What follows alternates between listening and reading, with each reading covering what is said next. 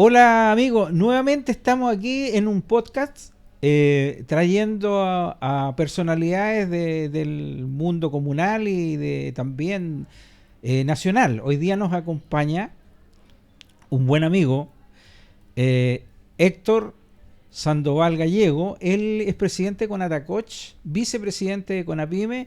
Y bueno, y en realidad está en numerosas comisiones de trabajo, consejo de la sociedad civil, etcétera, siempre representando el mundo de las MIPYME. Así es que darle la bienvenida y preguntarle a Héctor que él se presente, conocer un poquitito más de él, de dónde es oriundo, cuáles fueron sus inicios, cómo llegó a la actividad gremial, y posteriormente ya vamos a ir en materia con lo que nos interesa relacionado con el denominado pacto tributario y algunas otras cosas de las MIPYME. Por favor, Héctor, bienvenido y gracias por estar acá con nosotros. Bueno, gracias Pedro por la invitación y entiendo que va en conjunto con la invitación de la Cámara de Comercio de San Bernardo, así que qué gusto estar acá. ¿Cuáles fueron mis inicios? Bueno, yo trabajé en el área forestal, en las papeleras, y, y después entré ya como en ese tiempo como trabajador dependiente. Y después ingresé al área de transporte como independiente en la comuna de Maipú. Muchos años, dirigente de base, después dirigente de la Federación, de la Confederación Nacional, y ahí llegamos a la CONAPYME. Claro, en mi inicio también, como éramos parte del área sindical, fui dirigente de la CUT en 2 periodos cuando la presidía Arturo Martínez. Por lo tanto, conozco las dos caras de la moneda. Estudié siendo bien madurito, porque antes no tuve la posibilidad. Ingresé a la universidad de nuevo a los 42 años, me recibí ingeniero a los 49.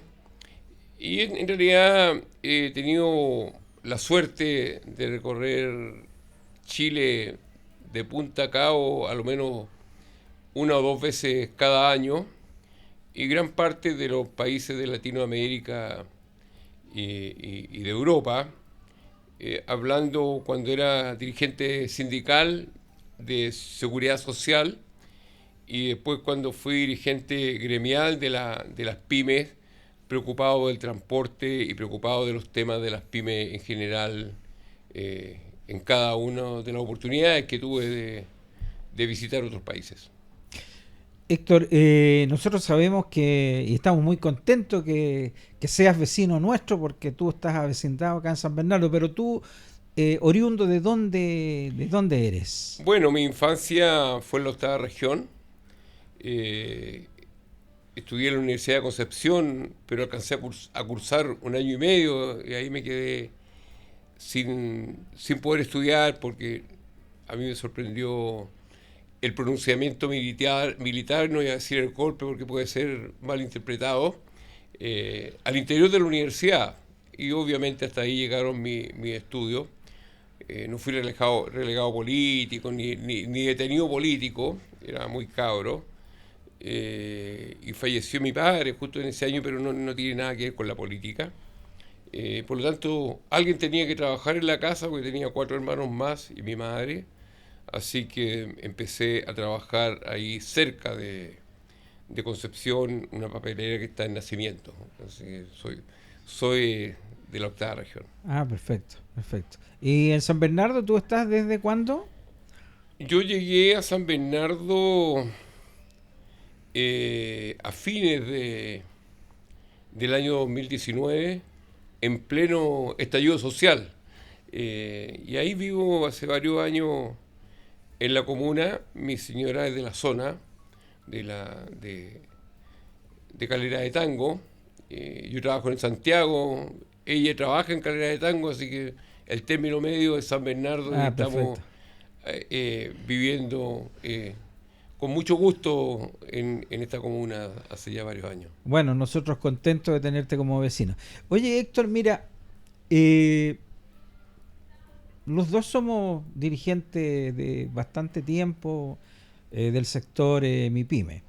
Yo al menos veo que cada vez, pese a muchas políticas públicas que declaran los distintos gobiernos de ayuda a nuestro sector, cada vez veo que tenemos menos participación en el mercado.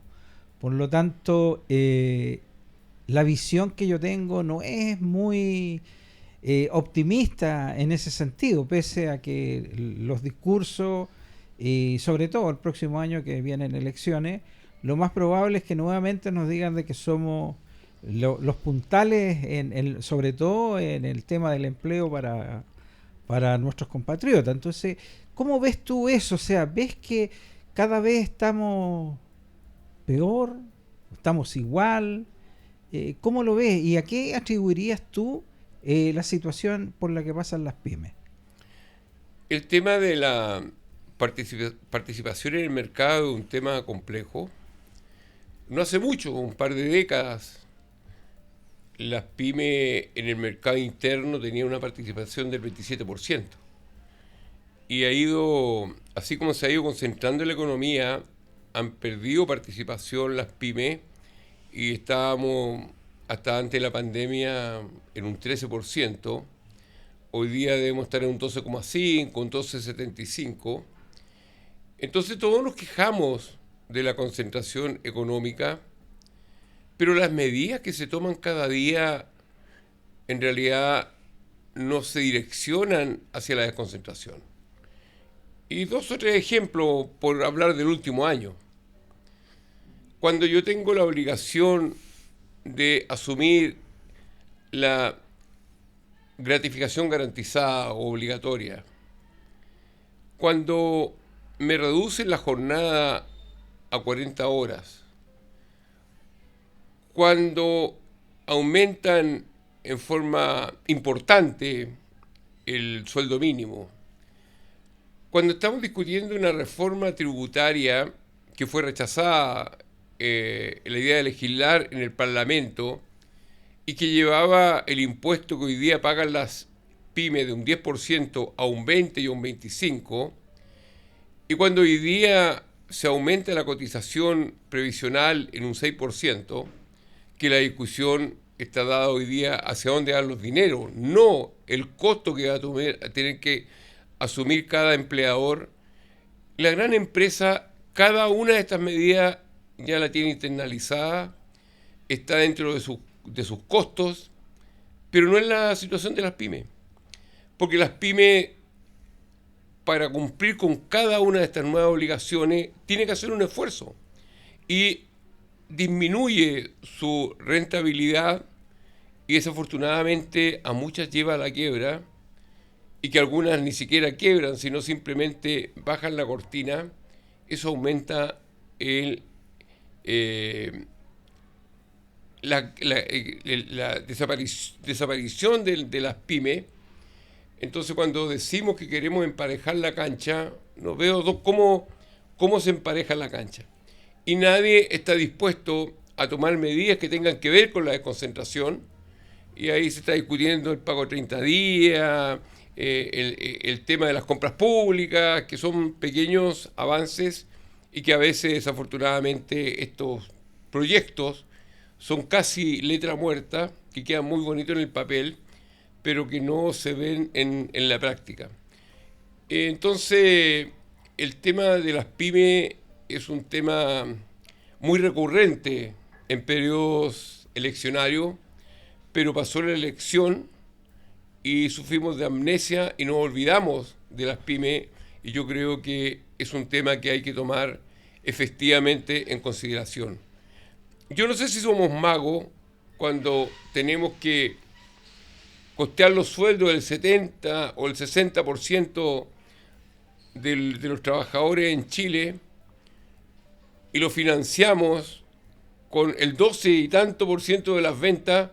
No sé cómo lo hacemos, pero es un tema demasiado complejo y que finalmente uno podría decir, está bien que los trabajadores ganen un sueldo mínimo superior, y quizás también podría compartir que el Estado o el gobierno de turno hoy día esté cumpliendo con los compromisos contraídos con los trabajadores, pero también se tiene que preocupar de las pymes y eso no lo hemos visto. Bueno, yo comparto tu visión con respecto a ese tema. Tú este último tiempo has estado representando a la CONAPYME, te hemos visto en los medios haciendo algunas declaraciones. Sabemos que has participado en mesas de trabajo, tanto con el ministro de Economía y en algunas oportunidades con Hacienda. En algún instante se quejaban algunos sectores de que Hacienda no era tan participativo en estas mesas de trabajo. Sin embargo, tú has que estado ahí presente, puedes darnos fe de cómo va eso, se ha conversado, se han considerado las propuestas. En este pacto, cuando se ha hablado, ¿se visualiza alguna medida pro pyme para tener mayor presencia en el mercado? No me refiero únicamente a medidas que digan relación a subvencionar un ingreso mínimo, a subvencionar cosas de ese tipo, porque lo ideal es, ojalá que no nos subvencionaran nada, sino que con nuestro propio esfuerzo, con nuestras propias ventas, seamos capaces de entregar mejores sueldos y mejores garantías a nuestros trabajadores. ¿Cómo ves tú cómo está eso en este momento? Yo creo que el gran problema de las pymes hoy día es la informalidad. La informalidad es un tema que está consumiendo a muchas pymes porque sin duda es una competencia desleal. Y cuando se habla hoy día de llevar a los informales a la formalización, es una buena medida, que es parte de lo que está en el pacto fiscal. Y la participación de las pymes en la conversación de este pacto fiscal tiene que ver con que la CONAPYME envió su disconformidad al Parlamento y creo que incidió bastante en que no se aprobara la idea de legislar en la primera votación, y el gobierno entendió que tenía que tener un poco de diálogo, y lo mismo vimos en la discusión del sueldo mínimo, es que hasta último minuto de nuevo estaban muy en riesgo de no aprobar la idea de legislar, y eso en realidad es complicado para el país. Y ahí el ministro de Hacienda se comprometió a ser parte de la discusión de estas medidas con las pymes, y efectivamente han habido 6, 7, 8 o 9 reuniones. Nunca un ministro de Hacienda había conversado tanto con las pymes, pero uno tiene que observar en el contexto general. El gobierno, la única posibilidad de seguir en la discusión de la reforma tributaria era insistir en el Senado, y para eso necesitaba una alta votación y no tuvo la aceptación por parte de los senadores. Por lo tanto, no era una buena decisión. E inicialmente empezó conversando con los grandes empresarios que plantearon la voluntad de dialogar, pero así como el presidente se da volteretas, los grandes empresarios también aprendieron y se dan ciertas volteretas, y hoy día están de acuerdo y mañana no están de acuerdo. Y uno podría estar muy feliz de que el ministro de Hacienda dialogue tanto con las pymes, pero también no puede ser miope y tiene que observar que el ministro de Hacienda no tenía ninguna otra opción. Por lo tanto, este no es cariño, por lo tanto, este no es un gran respeto.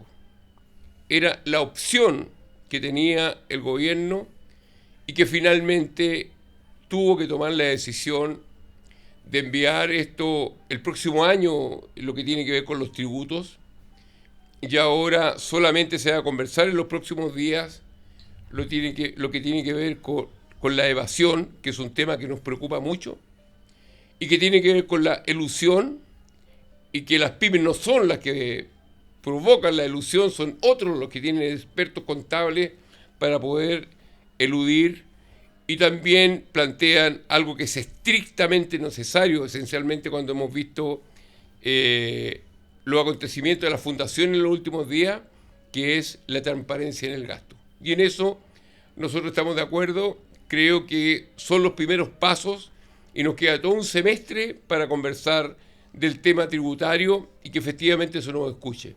Porque cuando el ministro de Hacienda plantea que no puede haber una diferencia en el tema impositivo de más de 2 o 3 puntos respecto al régimen general, estamos en complicaciones. Estamos en complicaciones porque si hoy día pagamos un 10 y el régimen general es un 25, que lo quieren subir a un 27, entonces si se va a aplicar una diferencia de 2 o 3 puntos, estamos aumentando la tributación en más de un 100%. Y ahí no hay ninguna posibilidad de ponerse de acuerdo. Uh-huh.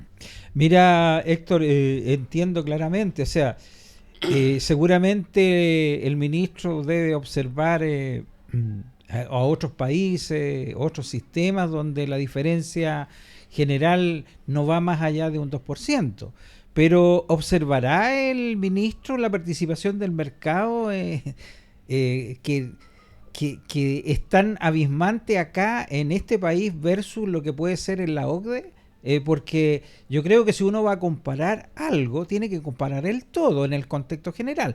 Yo no sé si ellos tienen esa apreciación, cómo es la participación del mercado de las pymes en la OCDE o en Estados Unidos, no lo sé, uno no ha estado en esas conversaciones, no sé si se ha puesto sobre la mesa ver este análisis comparativo que te hago mención. Siempre en la conversación aparece la OCDE, pero para las cosas que efectivamente le convienen. Ahora, también uno debe asumir que no ha sido, o sea, ha sido parte de los planteamientos el tema de las ventas y la participación en el mercado, pero no ha sido un imperativo o una exigencia tan fuerte, porque como también se trata de dividir para gobernar, dentro de la mesa de las pymes hay gente cercana ideológicamente al gobierno y son los que le respaldan todo lo que el gobierno dice. Por lo tanto, se afirman a veces en eso y son dirigentes que tienen un bonito timbre, pero que no tienen bases, y eso complica la discusión. Pero la verdad es que el gobierno entiende que ha hecho mucho discutiendo el pago de 30 días y el tema de las compras públicas, pero eso no es todo. Hay factores mucho más preponderantes, porque antes hablábamos del tema de la informalidad, que es un tema complejo, cuando tenemos el 27% de los trabajadores en la informalidad o trabajando en sectores informales, cuando aumenta ostensiblemente la cesantía, obviamente que es un tema preocupante. Y el tema de la informalidad, de repente uno cree que la informalidad es el pañito que pone la gente en la calle para vender, pero no se han preguntado quién el que provee a esa gente de la mercadería. Porque los productos que se venden en calle Izaguirre, en San Bernardo, son los mismos que se venden en 5 de abril, en Maipú, y en Conchitoro, en Puente Alto, y en Mey, en Santiago, y en O'Higgins, en Concepción. ¡Qué coincidencia! Los mismos productos, la misma infraestructura que son los toldos azules. ¿Y quién provee eso? Cuando ingresa esa mercadería al país, ¿pagó impuestos? ¿Nos preocupamos de eso? No estoy diciendo que hagamos vista gorda con el que tiene el pañito en la calle. El tema es que hay que abordar el tema un poco más arriba y en eso nos vemos la decisión por parte del Estado. Sí, tú mencionabas de que en esta primera etapa de esta reposición de la reforma tributaria o pacto tributario, como les cambian el nombre, estaba el tema de la ilusión y la evasión.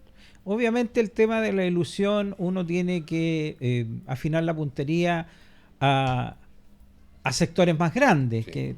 porque tienen las herramientas suficientes para efecto de buscarle algún resquicio legal o alguna forma para poder eludir el pago de algunos impuestos bajo muchas figuras. Dicho eso, nos queda la parte de la evasión. Y la evasión, nosotros vemos la evasión, el tema del IVA. Se ha conversado un poco cómo se va a realizar, porque la mayor cantidad de evasión que tiene el pequeño comercio es el comercio callejero, el pequeño comercio. Entonces vemos nosotros que la gente que está ahí es gente que en su mayoría está desempleada, porque por algo escogió esa situación.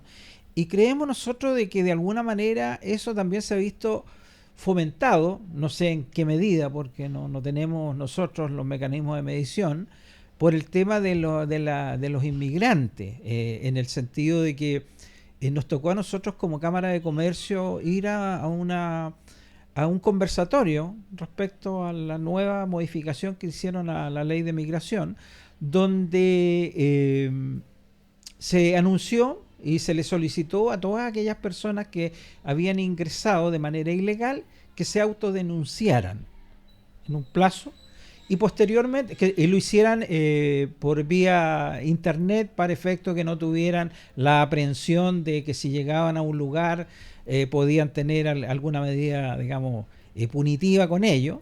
Y es para tener un catastro, un registro, y posteriormente los iban a contactar, que dejaran un correo electrónico para ver de qué manera solucionaban la situación que ellos tienen. Lamentablemente eso no les daba la posibilidad tampoco a ellos de tener alguna fuente de trabajo, de subsistencia, porque esa gente tiene que alimentarse. Y si no tienen la posibilidad de que uno los contrate, ni ellos tienen la posibilidad de trabajar formalmente porque están en esa situación ilegal, lo estamos empujando de alguna manera a que vayan a la ilegalidad, que vayan a trabajar con algún empresario que no les respete sus derechos, o lisa y llanamente que se dediquen a la delincuencia. Entonces vemos que las medidas como que siempre le falta algo, le falta un poco más de aterrizaje. No sé cómo lo ve CONAPYME con respecto a eso, o tú en lo particular, cómo lo ves tú, la forma en que está tratándose estos temas, sobre todo el tema de la inmigración.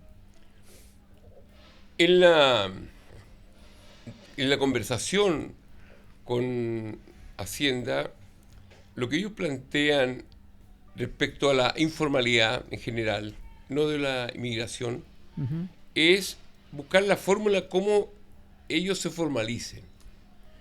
Y por eso que en esta reforma tributaria o pacto fiscal se habla del monotributo. Y el monotributo es que yo pueda hacer una iniciación de actividades y el primer año mi único aporte tributario sea pagar una UTM mensual. Y no tengo obligación de IVA, no tengo obligación de un impuesto determinado. Y eso a lo mejor puede ser atractivo, pero los que entendemos de negocio sabemos que cuando iniciamos una actividad económica, hacemos una inversión y el primer año no sé cuánto impuesto pagamos. Porque generalmente estoy depreciando mi inversión. Y por eso que nosotros planteamos que para que la medida tenga un poco de efectividad, tendría que haber un margen, una cantidad que quede exento del pago de esta UTM, o a lo mejor pague un poco menos, porque si va a pagar una UTM estamos hablando como de 700.000 pesos fijos que tiene que pagar. Y eso a lo mejor no es muy atractivo.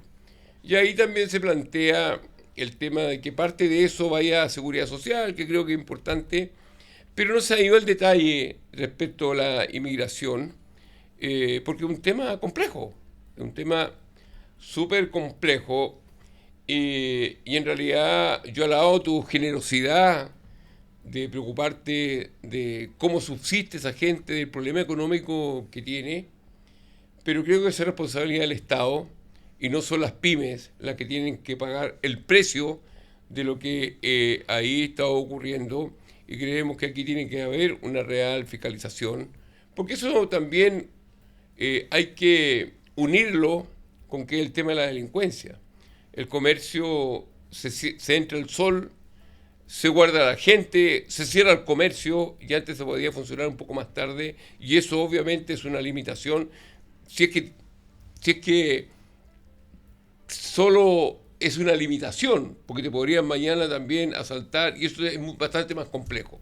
Entonces yo creo que cuando hablamos de aumentar los impuestos, cuando hablamos de pagar más, bueno, el Estado también tiene que responder por eso.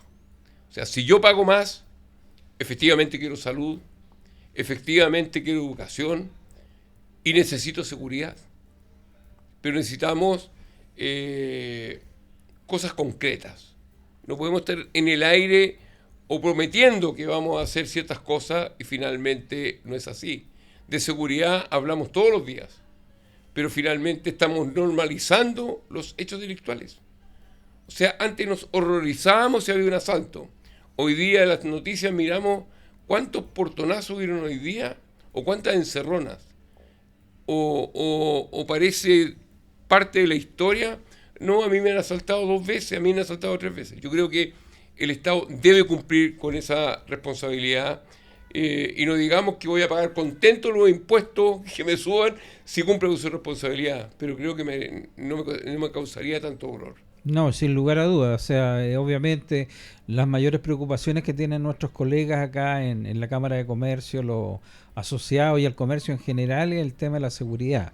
Y en el sector más céntrico es la seguridad y el comercio ilegal. Tú mencionabas de que se podía hacer este tema del monotributo, en fin, para efecto de que se formalicen.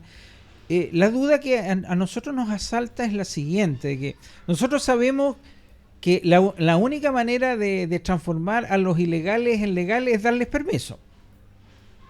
Pero el punto está, este monotributo, supongamos que es cosa de asomarse aquí a la calle Izaguirre y que todos ellos paguen. ¿Significa que van a quedar en el mismo lugar? Porque no pasa únicamente porque no paguen impuestos, no den boleta, sino que también digamos, el copamiento del espacio público, que trae además problemas de seguridad. Entonces, porque la misma gente que está en la vía pública dice, pero si nosotros queremos pagar, pero yo creo que no se trata únicamente de pagar, sino que de distribuir los espacios para los que están asignados. Entonces, no sé o no veo cómo pueden regular eso. Bueno, uno debe exigir que se cumpla con el rol que tiene cada uno. Y a lo mejor los espacios públicos tendrán que ir con el municipio y el municipio tendrá que preocuparse de ese tema. Y cuando hablamos del monotributo, no se trata de que alguien obtenga una patente para poder trabajar o se inscriba en el municipio, porque aunque se inscriba en el municipio, no significa que va a pagar impuestos. Además, ¿cómo se inscribe a alguien en el municipio estando en la calle? Porque una cosa es un permiso municipal y otra cosa es la iniciación de actividades. Y para poder tener iniciación de actividad tengo que tener un domicilio. O sea, yo no puedo tener iniciación de actividad en la calle y tendré que dar boleta. Entonces, una formalización es una formalización. No es un permiso precario. Porque lo que ocurre en la calle, inclusive en las ferias libres, hay muchos permisos precarios. Y eso no deja de ser una competencia desleal. Y si se está hablando de formalización, tiene que ser una formalización real, porque yo no sé en qué le beneficia al comercio establecido que alguien pague un permiso municipal. Va a seguir siendo competencia desleal. No va a pagar arriendo, no va a pagar luz, no va a pagar agua, no va a dar boleta, por lo tanto, no es una solución. Cuando hablan de formalización, tiene que ser formalización real.